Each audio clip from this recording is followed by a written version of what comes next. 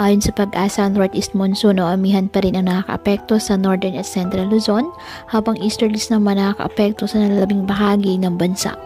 Walang bagyo o low pressure area na minomonitor sa loob ng ating PAR na maaaring makaapekto sa lagay ng panahon.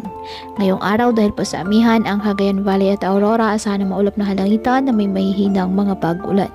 Ang Ilocos Region, Cordillera Administrative Region at nalalabing bahagi ng Central Luzon, bahagyang maulap hanggang sa maulap na halangitan with isolated light rains dahil pa rin po sa amihan. At ang nalalabing bahagi ng bansa kasama na ang Metro Manila, bahagyang maulap hanggang sa maulap na halangitan with isolated rain showers or thunderstorms dahil pa rin po sa easterlies at localized thunderstorms. Kaya patuloy po na pinag-iingat ang ating mga kababayan sa banta ng mga pagbaha at pag-uho ng lupa at ugaliin na magdala palagi ng payong o kahit anumang panangga sa ulan sa tuwing lalabas ng ating mga tahanan. At yan po muna ang update sa lagay ng panahon ngayong araw. Muli patuloy po tayo na mag-ingat at palaging tandaan, God loves you. Stay safe and God bless.